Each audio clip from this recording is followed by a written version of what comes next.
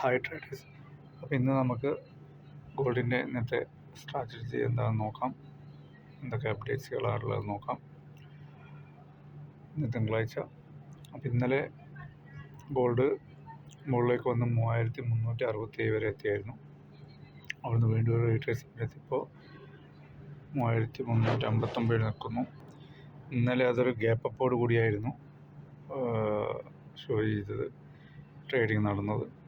അപ്പം ഇന്നും ഒരു ബുള്ളിഷ് ട്രെൻഡ് തന്നെയാണ് പ്രതീക്ഷിക്കുന്നത്. പക്ഷേ ഇപ്പോൾ രാവിലെ മോർണിംഗ് ട്രേഡിങ്ങിൽ ഏഷ്യൻ ട്രേഡിങ്ങിൽ നമുക്ക് ചെറുതായിട്ട് റിട്രേസ്മെൻ്റ് എടുത്ത് ഇറങ്ങി വരുന്നതായിട്ട് കാണാം. പക്ഷേ ബുള്ളിഷ് ട്രെൻഡ് തന്നെയാണ് എല്ലാവരും പ്രവചിക്കുന്നത്. അതുപോലെ തന്നെ ടെക്നിക്കൽ അനാലിസിസും കാണിക്കുന്നത് അത് തന്നെയാണ്. ഡോളറിൻ്റെ ഇൻട്രസ്റ്റ് റേറ്റിൽ ചെറിയ മാറ്റങ്ങളുണ്ട്. 0.13%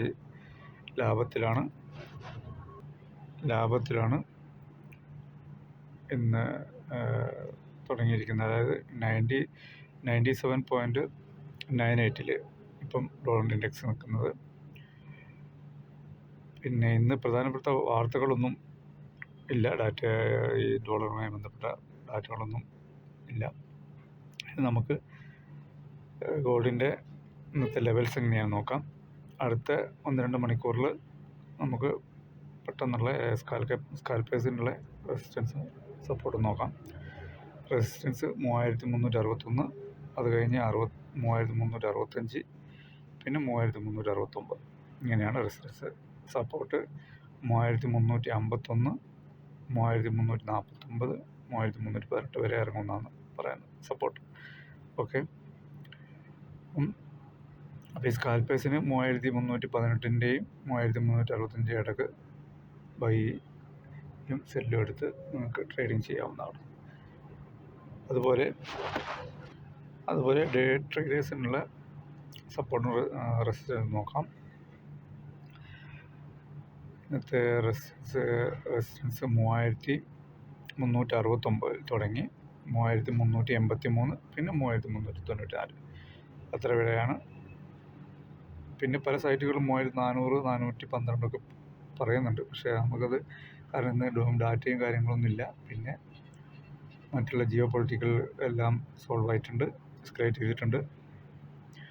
അതുകൊണ്ട് തന്നെ നമുക്ക് ഒരു 400 താഴെ വരെ പോകുന്നതാണ് എൻ്റെ ഒരു നിഗമനം. ശ്രദ്ധിക്കുക.